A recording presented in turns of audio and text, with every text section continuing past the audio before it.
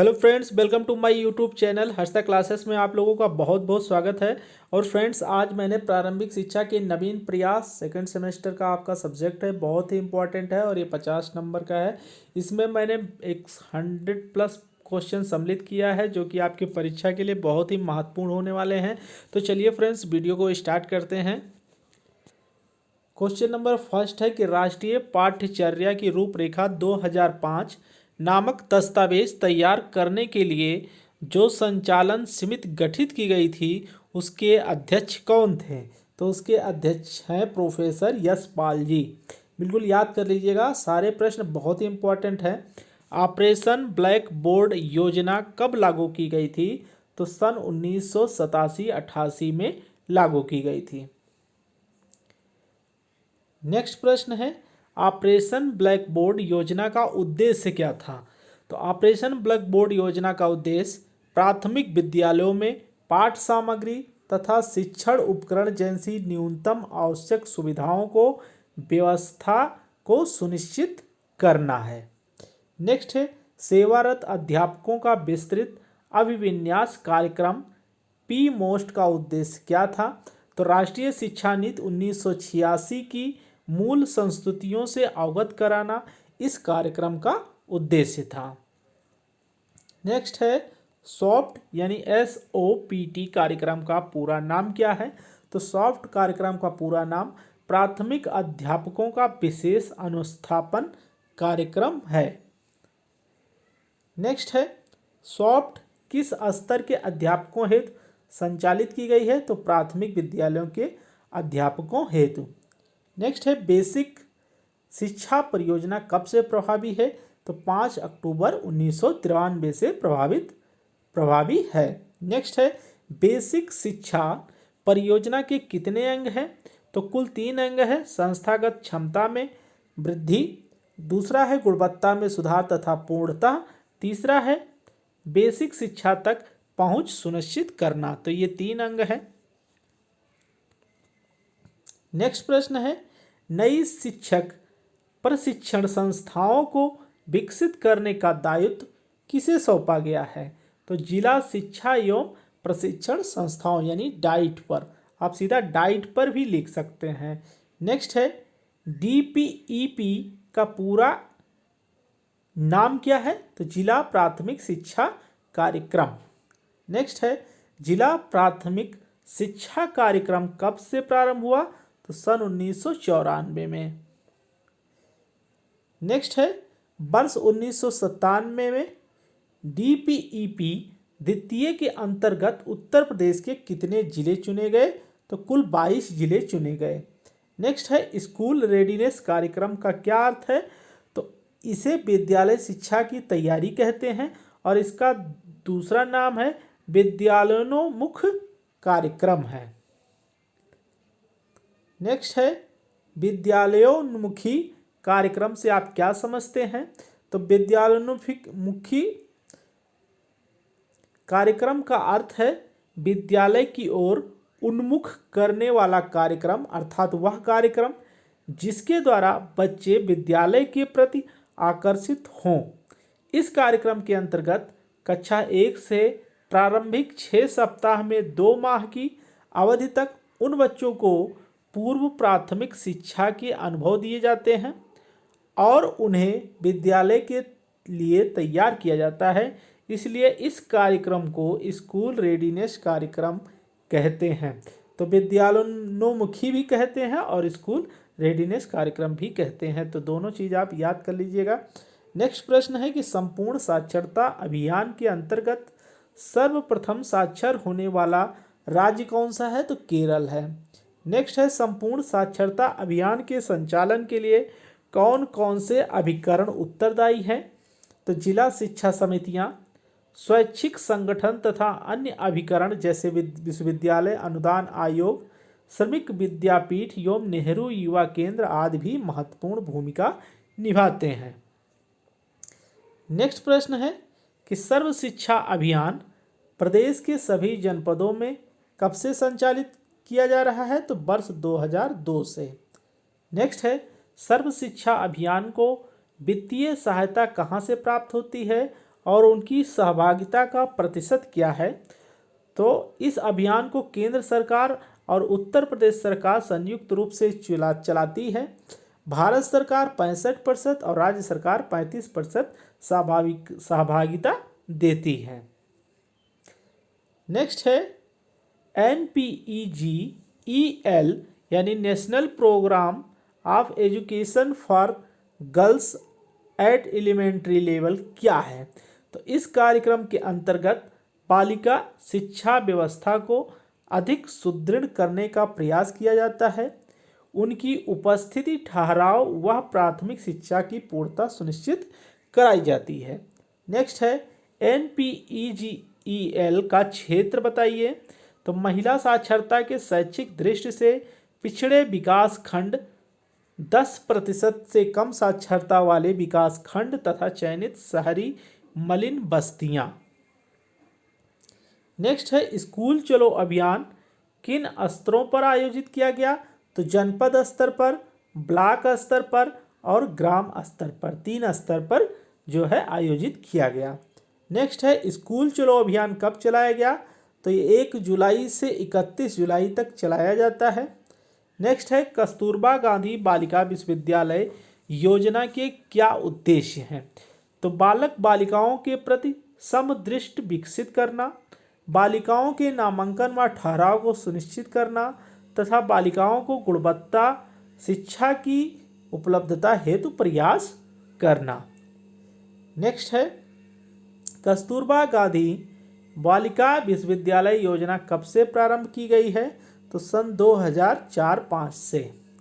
Next है बालक बालिकाओं के अधिकारों को हनन को क्या कहते हैं? तो बाल श्रम कहते हैं। नेक्स्ट है मध्याह्न भोजन योजना की आवश्यकता क्यों हुई? तो विद्यालय में बच्चों का ड्रॉप आउट होने के कारण। नेक्स्ट है मध्याह्न भोजन योजना केंद्र सरकार द्वारा कब से लागू की गई? तो 15 अगस्त 1995 से। नेक्स्ट है बाल अधिकार कब और किसके द्वारा निर्धारित किया जाता है? तो संयुक्त राष्ट्र संघ द्वारा 10 दिसंबर 1950 को। नेक्स्ट है शिक्षा अधिकार अधिनियम की कोई 2 विशेषताएं लिखिए। तो शिक्षा अधिकार अधिनियम की पहली विशेषता 6 से 14 वर्ष के बालकों के लिए विद्यालय। दूसरा है बालकों के शारीरिक मानसिक प्रताड़ना ना दी जाए। नेक्स्ट है बाल शिक्षा अधिकार नियम के अंतर्गत क्या निजी ट्यूशन की छूट प्राप्त है? नहीं। नेक्स्ट है मैकाले द्वारा अपने विवरण पत्र में कौन सा ध्येय वाक्य लिखा गया है? तो लिखा गया है एक अच्छे यूरोपीय पुस्तकालय की एक अलमारी का साहित्य भारत व अरब का संपूर्ण साहित्य के समान है। नेक्स्ट है शिक्षा में छनाई या निस्यंदन सिद्धांत से क्या आशय है? तो कुछ लोगों को शिक्षा देना ताकि वे अन्य जनसाधारण को शिक्षित कर सकें। नेक्स्ट है हंटर कमीशन द्वारा माध्यमिक शिक्षा के क्षेत्र में कौन सी आर्थिक प्रणाली लागू की जो आज भी प्रचलित है? तो वो है अनुदान प्रणाली। नेक्स्ट है भारतीय शिक्षा को लॉर्ड कर्जन की किन्हीं 2 प्रमुख देनों का उल्लेख कीजिए। तो पहला है केंद्रीय शिक्षा विभाग की स्थापना और दूसरा है भारतीय विश्वविद्यालय आयोग। तो ये 2 उनके प्रमुख कथन है। नेक्स्ट है कोठारी आयोग की नियुक्ति का मुख्य उद्देश्य क्या था? तो शिक्षा के राष्ट्रीय स्वरूप व शिक्षा के समस्त स्तरों के संबंध में सिद्धांत व नीतियां बनाना। नेक्स्ट है नई शिक्षा नीति 1986 की किन्हीं 2 प्रमुख विशेषताओं का वर्णन कीजिए। तो पहला है शैक्षिक अवसरों की समानता, दूसरा है केंद्र सरकार की भागीदारी। नेक्स्ट है प्रोफेसर यशपाल समिति किस प्रमुख समस्या के लिए गठित की गई थी? तो छात्रों का शैक्षिक बोझ कम करने और अधिगम का स्तर सुधारने के लिए जो है की गई थी। नेक्स्ट है पी मोस्ट कार्यक्रम का मुख्य उद्देश्य क्या है? तो राष्ट्रीय शैक्षिक नीति 1986 की मूल संस्तुतियों से अवगत कराना है। नेक्स्ट है NPEGEL कार्यक्रम का मुख्य उद्देश्य लिखिए। तो शिक्षा से वंचित बालिकाओं का स्तर सुधारना है। नेक्स्ट है राष्ट्रीय बाल श्रम परियोजना कब संचालित हुई तथा इसका मुख्य लक्ष्य क्या है? तो नवी पंचवर्षीय योजना 1997-2002 में लक्ष्य बाल श्रमिक का पुनर्वास व बाल श्रम की समस्या दूर करना। नेक्स्ट प्रश्न है कस्तूरबा गांधी बालिका विश्वविद्यालय का संक्षिप्त परिचय दीजिए। तो बालिकाओं हेतु कस्तूरबा गांधी आवास बनवाना। नेक्स्ट है DPEP परियोजना के कार्य लिखिए। तो इसका है प्राथमिक शिक्षा का विस्तार और विद्यालय में बच्चों का ठहराव। नेक्स्ट है कलकत्ता मदरसा किस सन में खुला? तो सन 1781 ईस्वी में प्रथम गवर्नर जनरल वारेन हेस्टिंग द्वारा कलकत्ता मदरसा खोला गया। तो ये आप लोग बिल्कुल याद कर लीजिएगा। नेक्स्ट है बनारस संस्कृत कॉलेज कब और किसके द्वारा प्रारंभ हुआ? तो सन 1791 ईस्वी में जोनायडल डंकन के प्रयासों से बनारस संस्कृत कॉलेज प्रारंभ हुआ। नेक्स्ट प्रश्न है कि राधा कृष्णन आयोग की नियुक्ति कब हुई? तो राधा कृष्णन आयोग की नियुक्ति 4 नवंबर 1948 को की गई थी।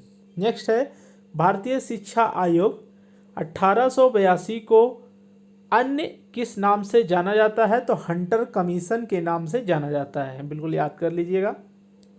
नेक्स्ट है लॉर्ड कर्जन कब भारत आए थे? तो जनवरी 1889 में। नेक्स्ट है भारतीय विश्वविद्यालय आयोग की नियुक्ति कब हुई? तो सन 1902 में। नेक्स्ट है भारतीय विश्वविद्यालय अधिनियम कब पारित हुआ? तो सन 1904 में कर्जन की सरकार ने भारतीयों की परवाह न करते हुए भी भारतीय विश्वविद्यालय अधिनियम पारित कर दिया। नेक्स्ट है भारतीय विश्वविद्यालय अधिनियम के अनुसार विश्वविद्यालय का कार्यक्षेत्र कैसा हो गया? तो विश्वविद्यालयों का कार्यक्षेत्र अधिक व्यापक कर दिया गया क्योंकि वे अब परीक्षा लेने के साथ शिक्षण कार्य भी कर सकते थे। नेक्स्ट है राष्ट्रीय शिक्षा नीति 1992 से क्या तात्पर्य है? तो राष्ट्रीय शिक्षा नीति से तात्पर्य है वह नीति जो किसी राष्ट्र विशेष में शिक्षा के आधार मापदंडों एवं शैक्षिक गतिविधियों के सफल एवं दीर्घकालिक परिणाम परक उत्थान को स्थापित करती है। नेक्स्ट है राष्ट्रीय शिक्षा नीति 1992 में व्यवसायीकरण को उचित माना या नहीं? तो आंसर है शिक्षा का व्यवसायीकरण करना एवं इस संदर्भ में माध्यमिक शिक्षा स्तर के पाठ्यक्रम में व्यवसायीकरण पर विशेष बल देना माना गया।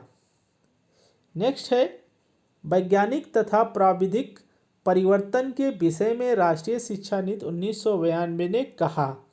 क्या कहा है? आधुनिक युग में विभिन्न वैज्ञानिक एवं प्राविधिक परिवर्तन के संदर्भ में जनशक्ति को जागृत करना एवं उनके उपयोग के लिए शिक्षा के विभिन्न स्तरों पर छात्रों को उनकी जानकारी प्रदान करना। नेक्स्ट है जनार्दन रेड्डी समिति ने नवोदय विद्यालय के संबंध में क्या कहा?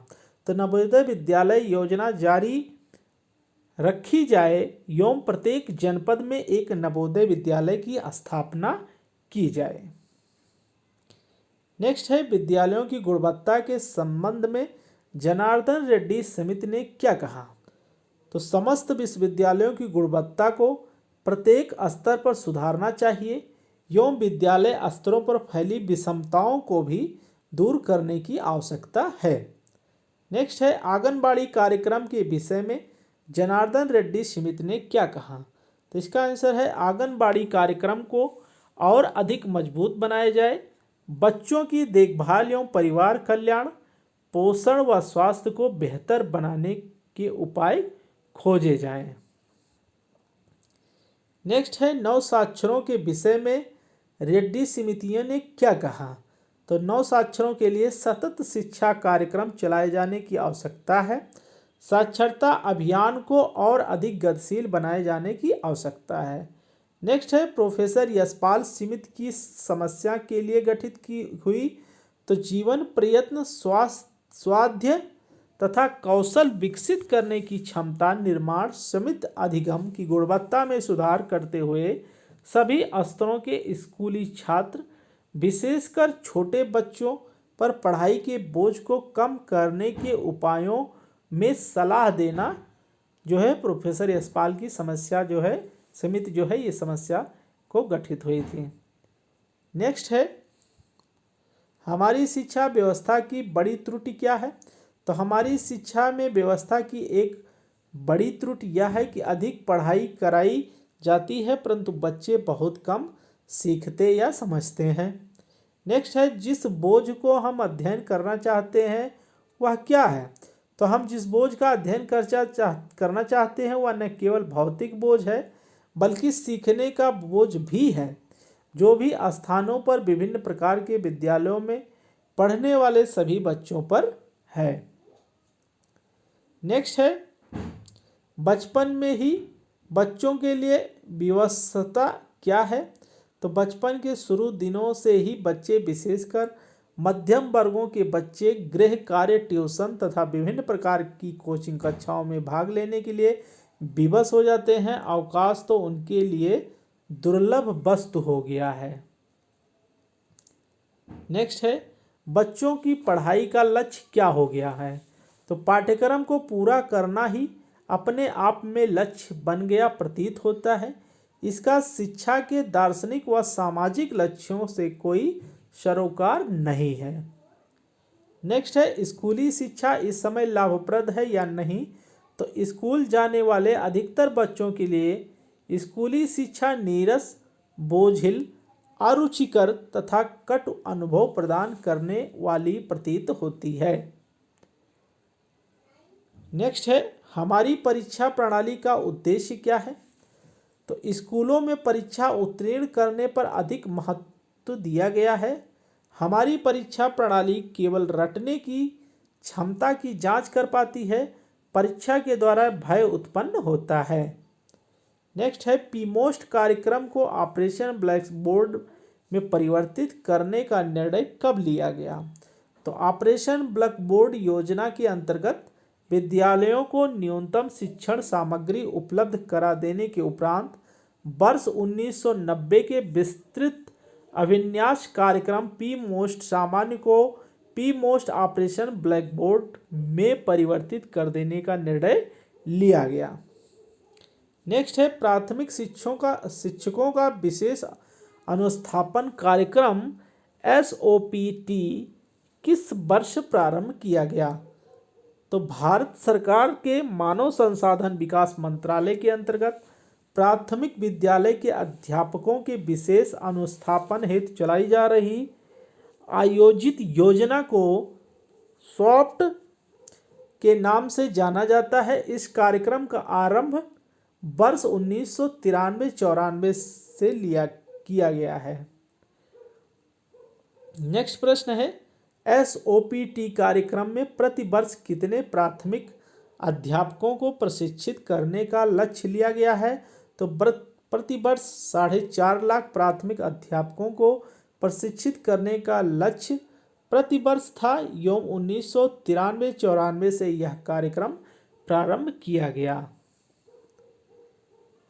नेक्स्ट है उत्तर प्रदेश बेसिक शिक्षा परियोजना का मुख्य उद्देश्य क्या है। तो इस परियोजना के अंतर्गत 300 की आबादी तथा 1.5 किलोमीटर की दूरी पर प्राथमिक विद्यालयों यानी वैकल्पिक शिक्षा केंद्रों को खोलना शामिल किया गया था तथा लगभग 5000 की ग्रामीण क्षेत्र की आबादी पर सतत शिक्षा की सुविधा प्रदान करना भी शामिल था। नेक्स्ट है उत्तर प्रदेश बेसिक शिक्षा परियोजना का मुख्य कार्य बताइए। तो इसके अंतर्गत राज्य, जनपद तथा स्थानीय स्तर पर विभिन्न इकाइयों के माध्यम से पूरे राज्य के 6 से 14 व्यय के 100% बच्चों का नामांकन करना तथा विद्यालयी सुविधाओं का नियोजन एवं प्रबंध करना शामिल है। नेक्स्ट प्रश्न है DPEP परियोजना के 2 मुख्य कार्य क्या हैं। तो DPEP परियोजना के 2 मुख्य कार्य हैं भौतिक एवं अकादमिक क्षेत्रों में क्षमता संवर्धन करना, प्राथमिक शिक्षा का विस्तार करना। दूसरा है विद्यालयों में बच्चों का ठहराव बढ़ाना तथा उनके ह्रास अवरोध में कमी लाना। नेक्स्ट प्रश्न है डीपीईपी परियोजना के उद्देश्य बताइए।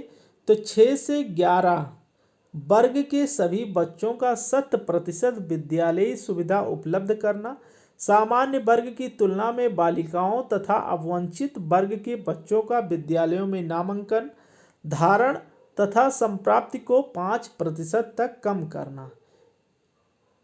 नेक्स्ट क्वेश्चन है विद्यालय शिक्षा की तैयारी क्या है। तो अंतर्राष्ट्रीय बाल वर्ष के परिप्रेक्ष्य में राष्ट्रीय शैक्षिक अनुसंधान और प्रशिक्षण परिषद नई दिल्ली द्वारा विद्यालयी शिक्षा की तैयारी कार्यक्रम का विकास किया गया।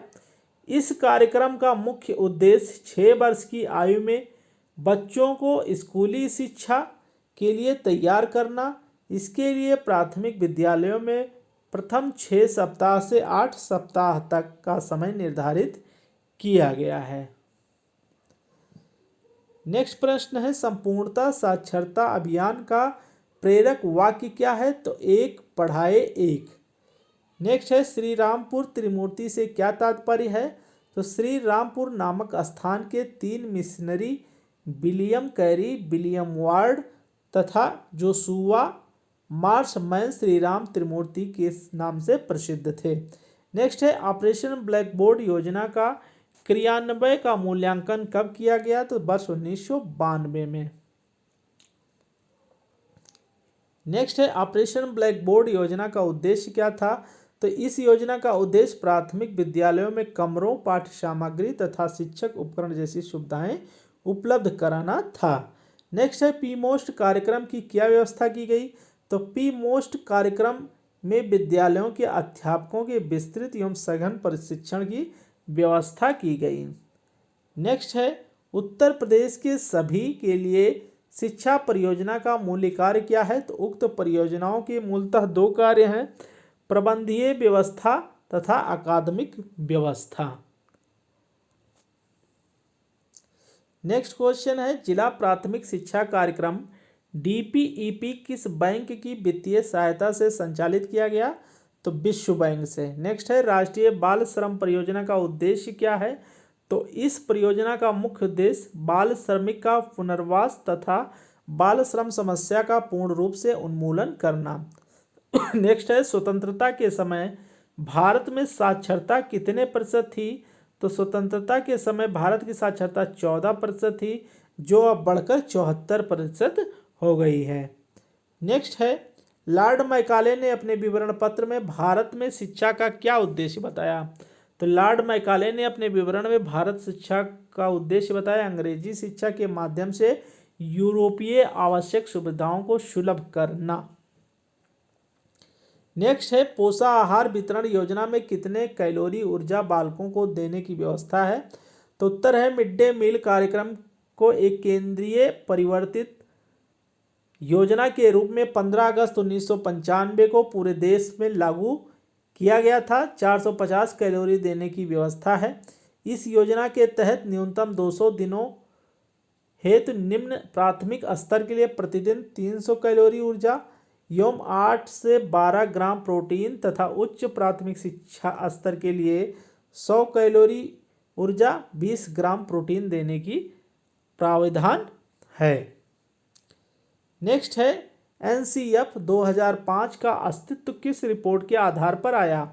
तो 1986 की शिक्षा नीति जो कि 1993 में संशोधित हुई। एनसीएफ 2005 का अस्तित्व 1993 में 1986 की संशोधित शिक्षा नीति की अस्तित्व में आया। नेक्स्ट प्रश्न है शिक्षा के सार्वभौमिकरण से क्या आशय है।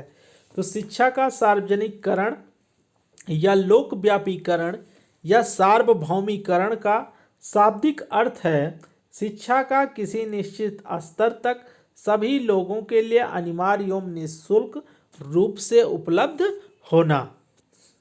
नेक्स्ट प्रश्न है कि लॉर्ड कर्जन की शैक्षिक नीतियों में शिमला शिक्षा सम्मेलन 1901 बताइए। तो शिमला शिक्षा सम्मेलन 1901 सन 1901 में लॉर्ड कर्जन से शिमला में एक गुप्त शिक्षा सम्मेलन बुलाया। इस सम्मेलन का प्रमुख उद्देश्य भारतीय शिक्षा का पुनर्गठन और सुधार करना था। इस सम्मेलन में 150 प्रस्ताव पारित किए गए जो शिक्षा नीति संबंधी सरकारी प्रस्ताव और कर्जन की शिक्षा नीति के आधार बने। इस नीति के अंतर्गत भारतीय विश्वविद्यालय आयोग को नियुक्त किया गया। इसके पश्चात तदुपरांत 11 मार्च 1904 को लॉर्ड कर्जन ने अपनी शिक्षा नीति को एक सरकारी प्रस्ताव के रूप में प्रकाशित किया।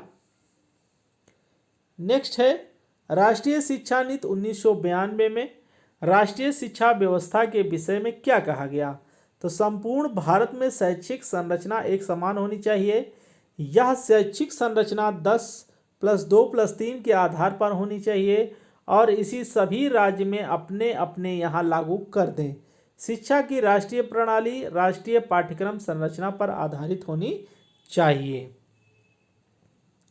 नेक्स्ट है शिक्षा बिना बोझ के नामक शीर्षक किसके रिपोर्ट में प्रस्तुत की गई? स्पष्ट कीजिए। तो प्रोफेसर यशपाल स्मिथ के रिपोर्ट में।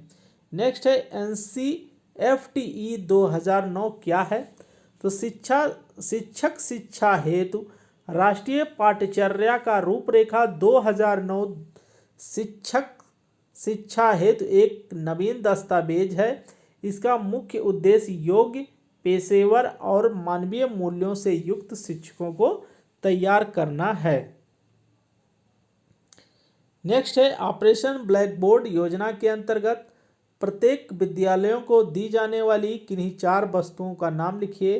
तो पहला है शिक्षक उपकरण, दूसरा है कक्षा शिक्षक सामग्री, तीसरा है खेल सामग्री व खिलौने, चौथा है विज्ञान किट। नेक्स्ट है PMOST क्या है? तो यह सेवारत अध्यापकों का विस्तृत अभिविन्यास कार्यक्रम है।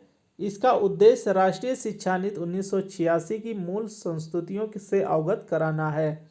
नेक्स्ट है सॉफ्ट का पूरा नाम लिखिए। तो सॉफ्ट का पूरा नाम है प्राथमिक शिक्षकों का विशेष अनुस्थापन कार्यक्रम। तो ये रहे फ्रेंड्स आपके टॉप 100+ मोस्ट इंपॉर्टेंट परीक्षा उपयोगी प्रश्न। पूरा वीडियो देखने के लिए बहुत बहुत धन्यवाद। चलिए फ्रेंड्स मिलते हैं नेक्स्ट वीडियो के साथ। तब तक के लिए thank you so much. Thanks for watching my video.